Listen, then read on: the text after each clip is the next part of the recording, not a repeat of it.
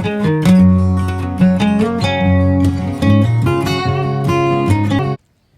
guys, ito nga pala yung bahay ni Kuya Long. Last year kasi umuwi kami ng Pilipinas ng family ko. I had a chance to visit him and nagulat ako nung makita ko yung condition ng bahay niya. Ganito pa lang ang itsura. It really breaks your heart and it's really humbling na makita ko ganito ang itsura ng bahay ng kapatid ko. I knew I have to do something. Kaya nung nakabalik na ako dito sa Amerika, I reached out to my sisters, mga siblings ko dito, na sabi ko gusto kong tulungan si Kuya at sana tayong lahat magtulungan. At sa awa naman ng Diyos lahat sila tumulong. Kaya itong naging project namin para renovate yung bahay ni Kuya Long. Abangan nyo mga ka-loyal, mga ka-hard work, mga idol, kung paano namin na ito natulungan at na pa-renovate yung bahay ni Kuya. At ipapasalamat na rin ako sa team na gumawa sa bahay niya. Sina Kuya Edwin and his team, Kuya Edmin also kasama din dyan. Siyempre sa financial din yung mga kapatid ko, Ate Dory and Kuya Ed, Ate Norma, Kuya Mike, Gloria and Neil, at higit sa lahat siyempre sa Mrs. ko, si Shirley, na napaka-supportive. So I won't be able to do this without her support. At least ngayon, kahit na uulan, which is laging may bagyo sa Pilipinas, alam namin na safe na. Mayroon siyang maayos na bubong at matibay na bahay. Kaya abangan nyo po ang pag-progress ng renovation ng bahay ni Kuya Long. Again, maraming salamat sa inyo lahat. Maraming salamat sa Lord sa binigay niyang kakayahan para sa aming lahat na matulungan ang aming kapatid. At least mag-iiba na ang itsura ng bahay niya, magiging maayos na at matibay na. Kahit hello mga idol, ito na pala yung mga materials na deliver na para sa renovation ni Kuya Long. Bali dito aalis na rin yung bubong. Again, dito ito yung mga tubular na gagamitin para iwas sa anay. Ayan, dinedemolish na nila yung bubong, yung kisame. Pasensya na pala kayo, hindi masyadong clear yung video kasi wala na ako diyan. Bali sinin na lang ng kapatid ko, sister-in-law at mga pamangkin, kaya I just put it all together. Kaya pasensya na kayo. I just wanna share it to you guys.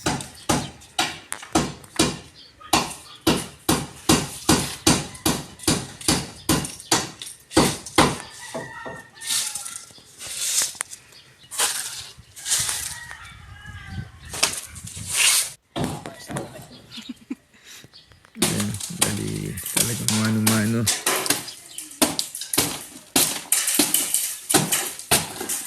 Talaga.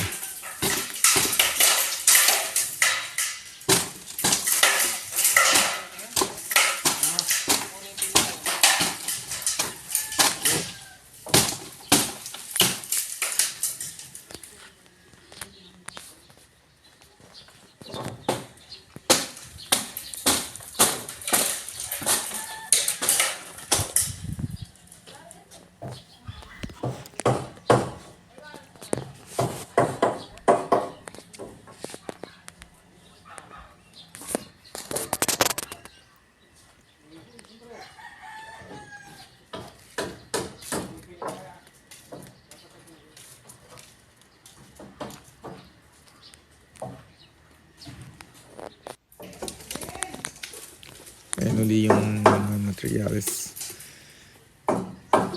Mga tubular gagamit para sa trusses.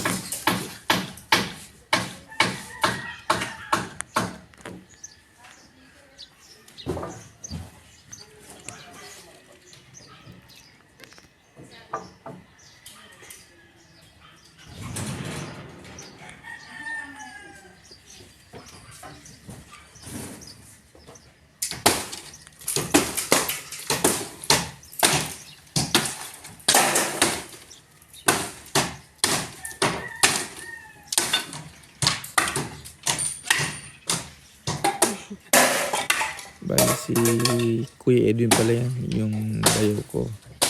Bali siya yung naging foreman nila dyan. Electrician din siya. So may alam din siya sa kuryente.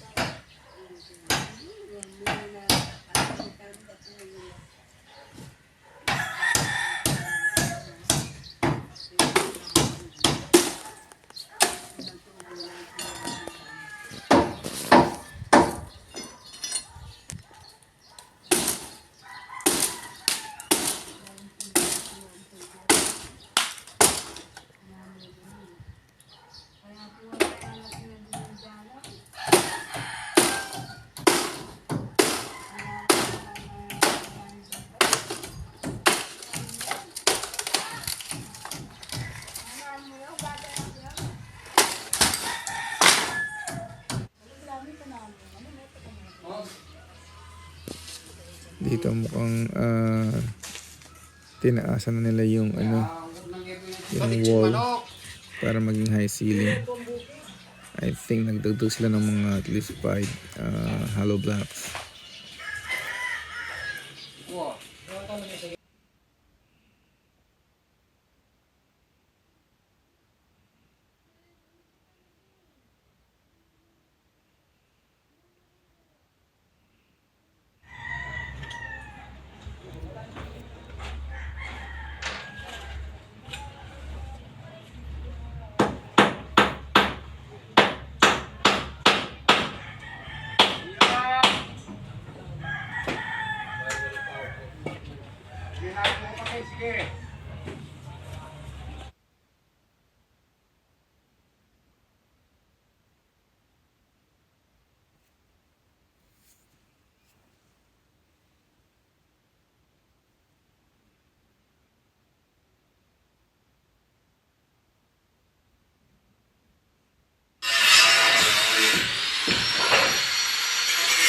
Tinitignan nila yung process.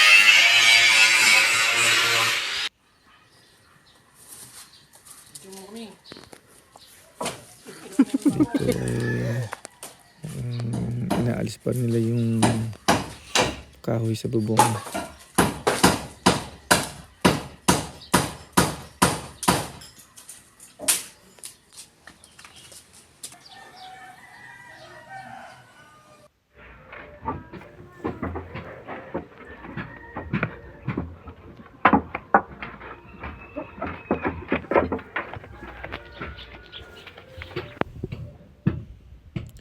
Kasi nga pala guys, itong mga window na yan, eventually pinalis din namin yan.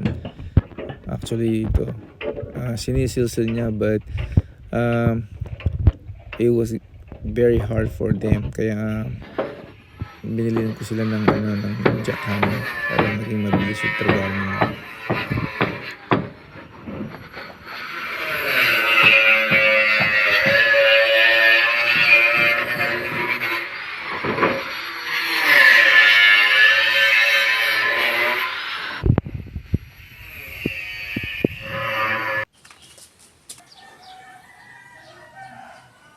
Sa renovation house project ni Kuya Long, dito mukhang naumpisahan na nila yung mga metal trusses.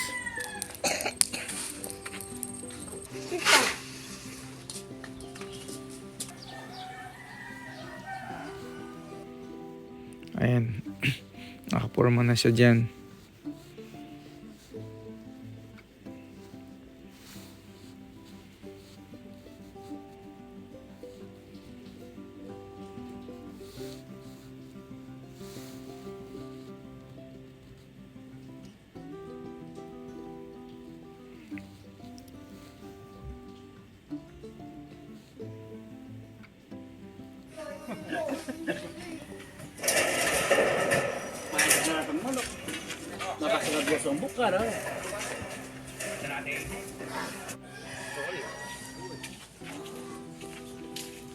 Nagwe-welding pa sila dito.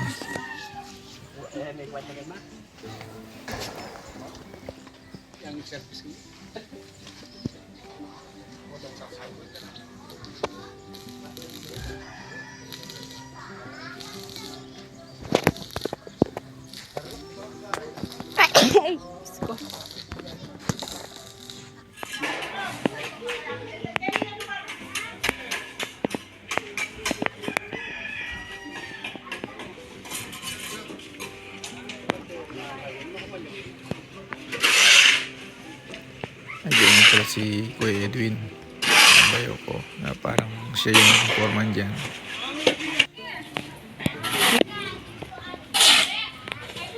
Tingnan yung asawa ng pamangkin ko. Tumutulong din.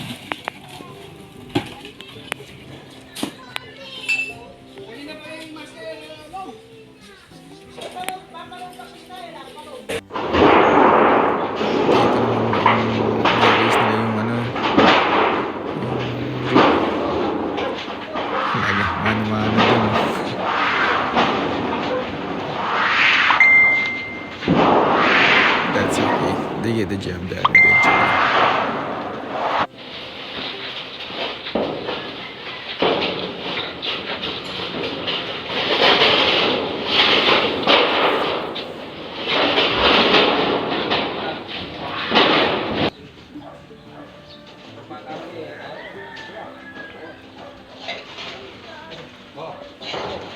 Mataas din. Alas 5 blocks din yung ginagag.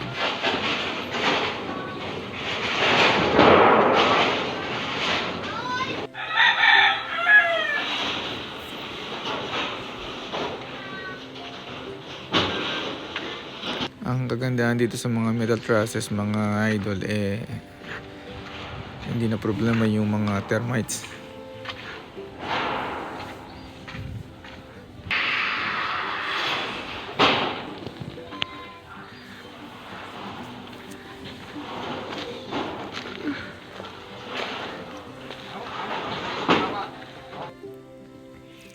Dito, bali, yung orange na yan, I think that's yung electrical line. Nga, panakap kayo. Bantay mabasa.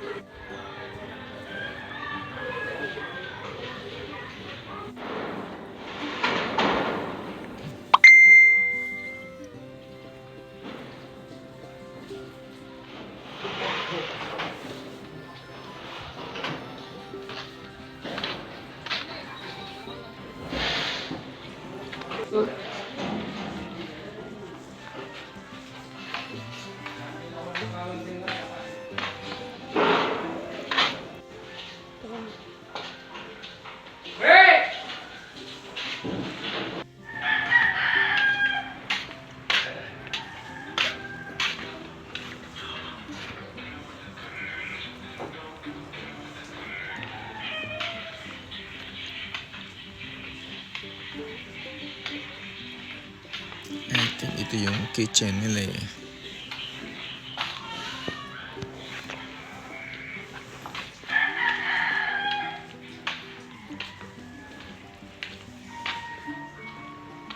Ito naman yung mga ating kwarto.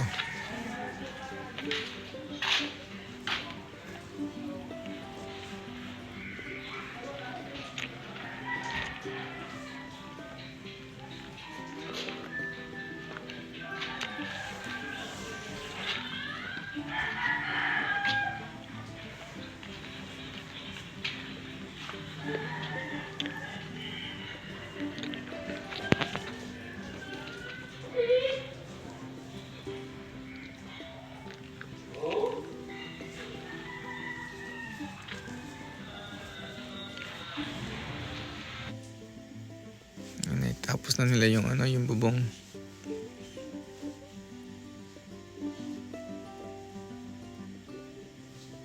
Yung mga tubular, mga materialis. Dito mukhang nire-ready na nila yung yung ceiling. Ay, ito pala yung ginamit nila yung yung hardiplex para iwas din sa sa termites o mga anay. Itong era na to mukhang tapos na nila. Bilis din nila eh. Mga apo siguro ni kuya to. Pati pala yung mga pintuan, yung mga amba, your frame, pinapalitan na namin ng mga metal para wala ng kahoy na pupuntahan yung mga anay. Dito mukhang nagtatiles na sila.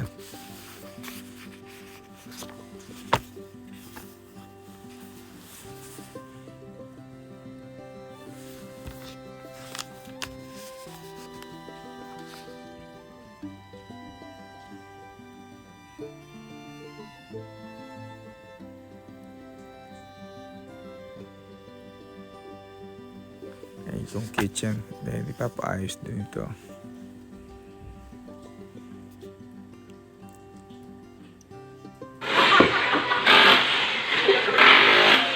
Bali yung terrace. Yan, aalisin mo na.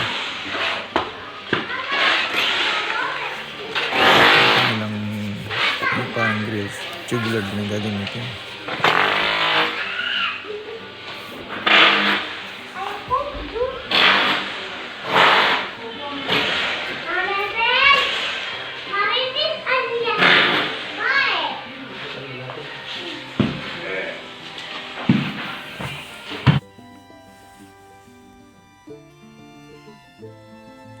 Kaya mga idol, mukhang inalis na yung part na yun ng terrace.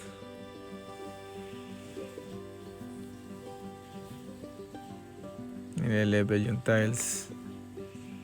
Ayan yung magiging pala, grill ng terrace.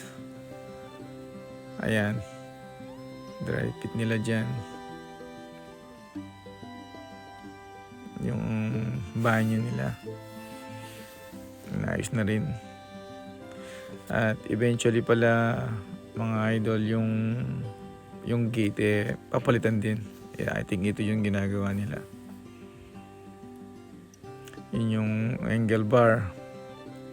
Diyan magi-slide yung gate. O nga pala, bali ang lalagay nilang gate dyan sliding. Ang gagamitin yung mga wheels na yan. Idol, mga ka-loyal, mga ka-hard work, welcome back sa renovation project House ni Kuya Long Part 4. Dito ginagawa nila pinupinturahan nila yung terrace grill, yung mga tiles sa corner or poste na nilagay na rin, at sa dito natapos na rin nila yung fence at tsaka yung mga tiles din sa mga poste. Sa ilalim ng window namin pinagawa yung mga pinalagay yung mga tiles, parang kumbaga accent lang. So sa right side, kung nakita nyo kanina, mayroon silang ginagawang groove sa pader.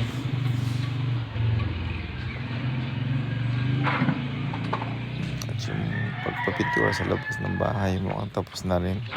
So bali lahat ng mga bintana niya nung mga luma palit na namin. So itong mga to salamin na sliding.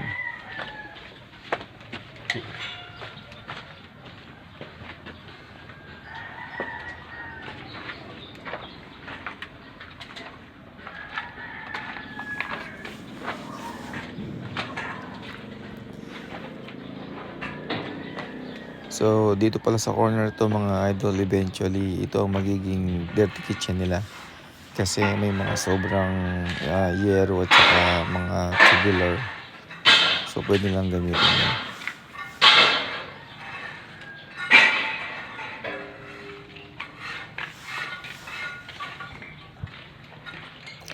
So ganito yung garay niya. At saka yung mga window dito sa ilalim, mayroong mga accent tiles na nilagay. Parang sa harapan din dyan. At yung parang poste na yan, both side, bibigyan ng ilaw. So, ito yung sliding gate. So, bali dito kailangan pinturin yung area na yun.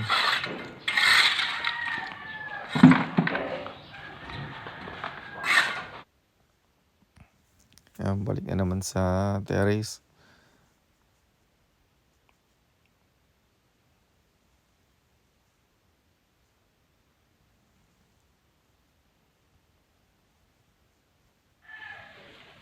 Ito naman yung bathroom nila.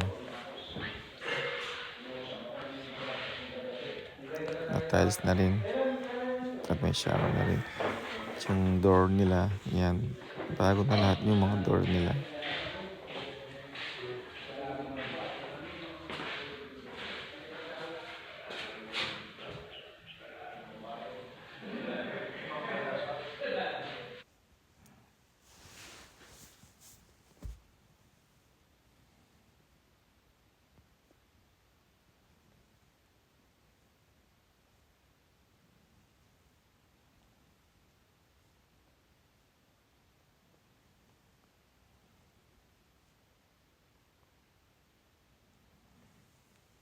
Again, yung door.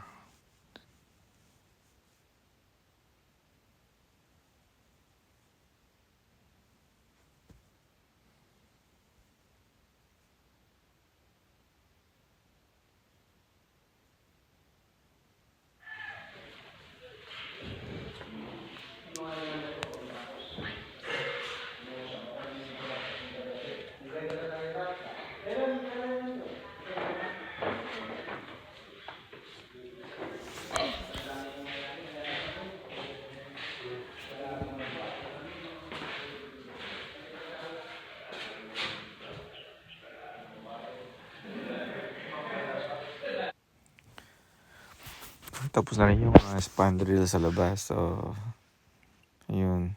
Dito sa harapan tapos din. Halos tapos na yung bahay ni Kuya Long. Konti na lang.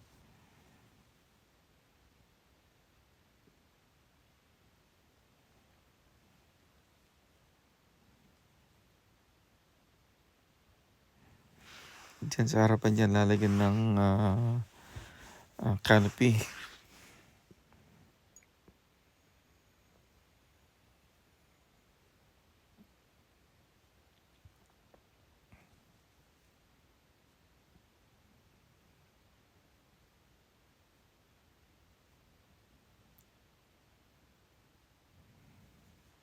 Area na yan. Bali, pinapalitan pa.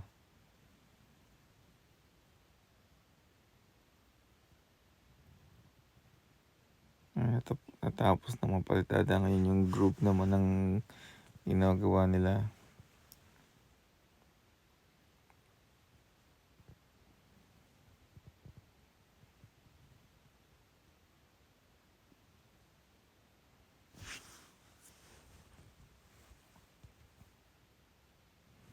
Balik sa terrace.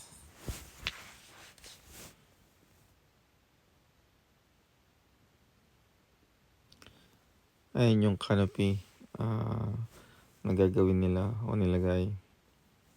Ayan, tapos na siya dyan.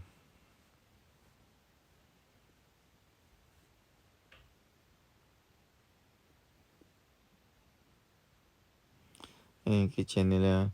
I think fiberglass din yan. Kaya iwas sa anin din. Ito pala yung sinasabi kong dirty kitchen nila. Na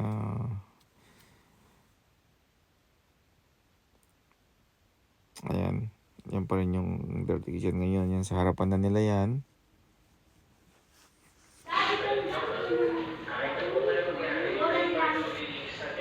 Napinturahan na yung bakod ng sa harapan.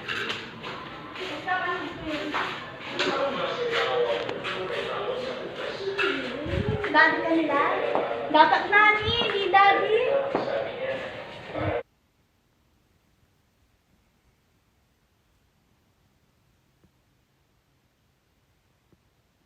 Malapit na matapos lahat.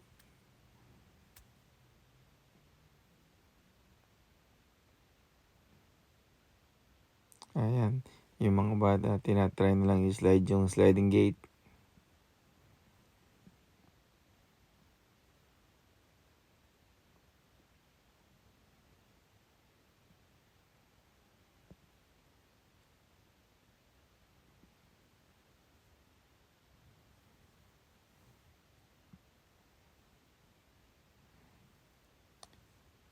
Bali, sa susunod idol, baka maipakita namin sa iyo yung pag natapos natin yung House of Blessing. Again, pasensya na kayo sa mga video at photos na I put them all together kung hindi masyadong maayos. At least kahit pa paano may isi-share ko sa inyo.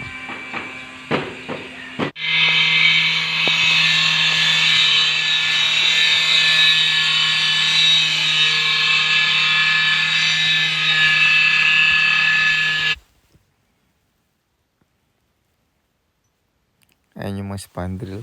Tapos na.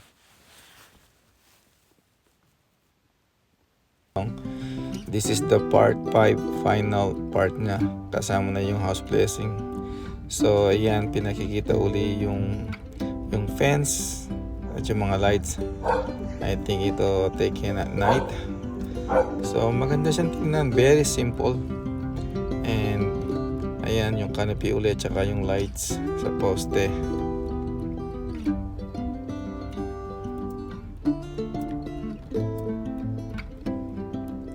Ayan yung furniture sa loob. Testing yung lights.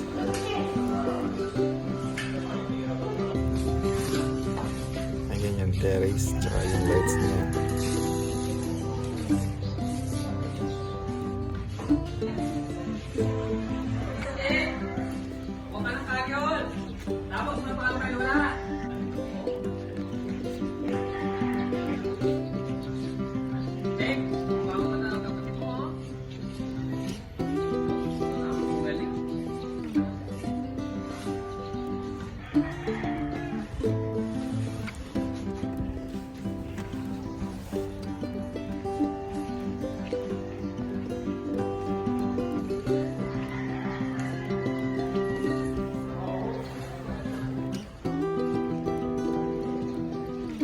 Very simple lang talaga yung design.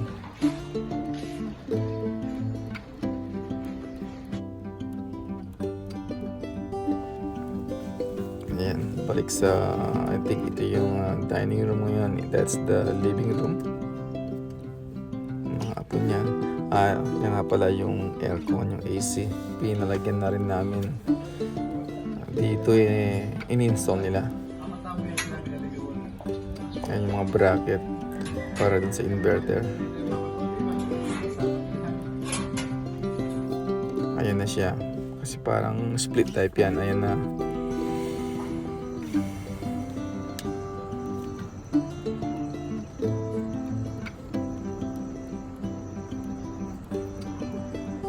At least pag summer malamig na sila sa loob ng kwarto niya.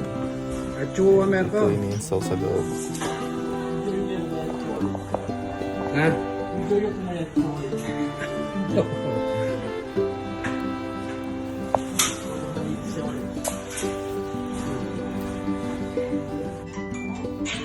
Asan ka? Ayan. Asan ka na? Ready na. Hello!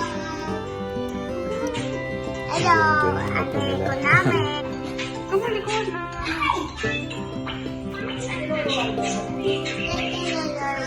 Dito naman, bali, dito na yung house blessing. And si Father Arvin. Weird na iwan.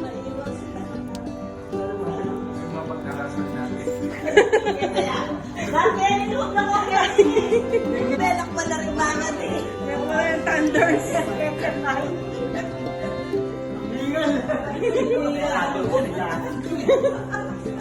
Ang kapay pangkalod ni Kristo ay maghag ng sa ating mga puso.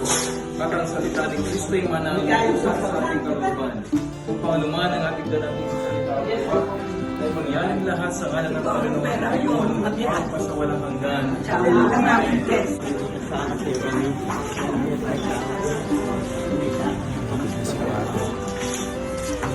Maria, di gracia di Dios esa, nunca kapsa belum Nani ko naman gulit ka Santa Maria ng Diyos, manalay ko ayun po yung mga kamatay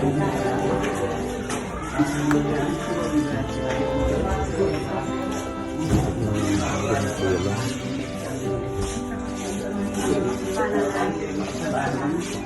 Yan ang oras ng kamatay.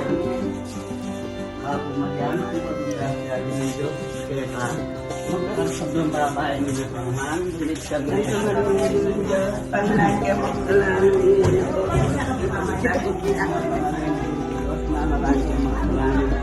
Yan yung po ng oras ng kamatayan. Santa Maria ng Diyos, manalangin mo sa amin. Yan yung po ng oras ng kamatayan ng Diyos.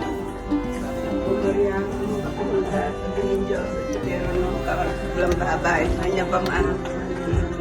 Santa Maria ng Diyos, manalangin mo sa amin. Yan yung po ng oras ng kamatayan ng Diyos. At yung mga kitchen area.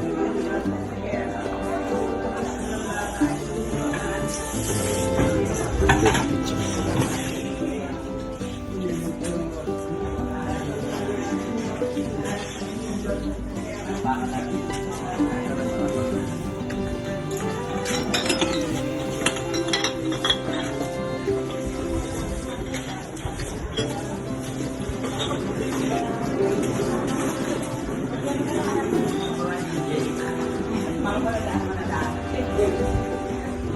Fence, sliding gate nila.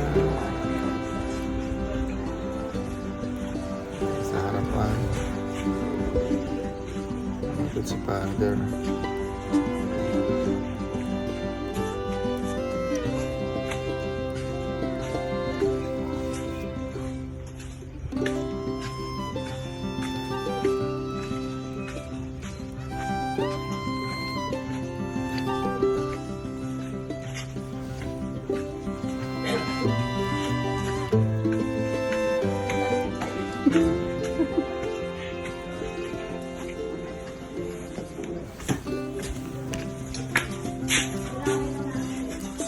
Balik sa loob si Father.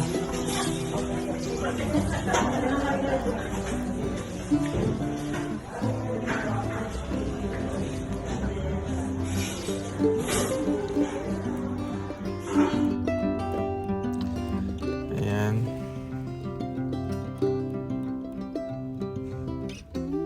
Tapos na yung bahay ni Kuya Long. Very simple design pero it looks matibay.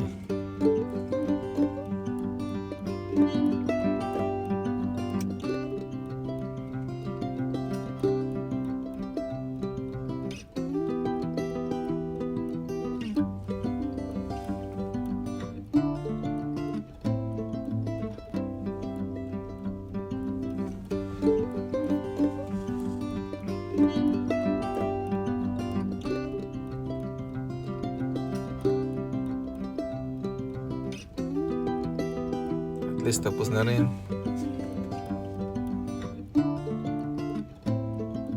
So guys, thank you so much sa lahat ng nanood, nag-view, to all my subscribers. Thank you sa lahat ng support ninyo. At sana patuloy ninyong subaybayan ang channel ko para makita ninyo kung ano pa yung mga ibang project or upcoming projects na gagawin ko. Again, thank you all so much. Yung subscribers, silent subscribers, viewers, to all of you, thank you so much. Talaga, sobra.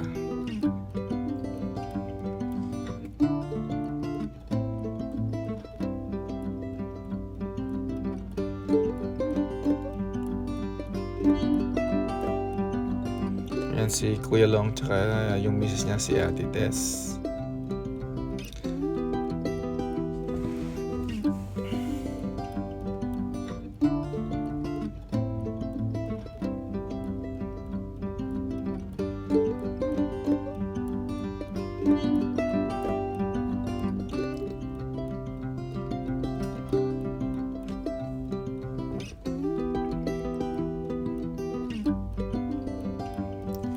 That's the bathroom, shower room nila.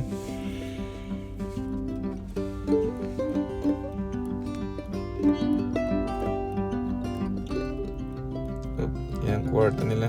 Mukhang wala pa silang bed frame. Mga mattress lang nasa floor. Ayan.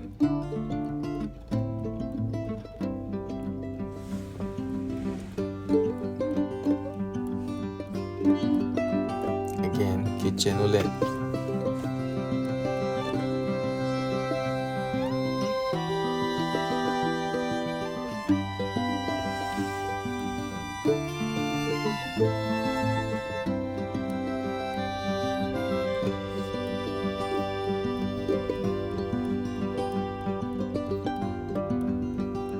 Under the kitchen pa rin nila yan sa labas.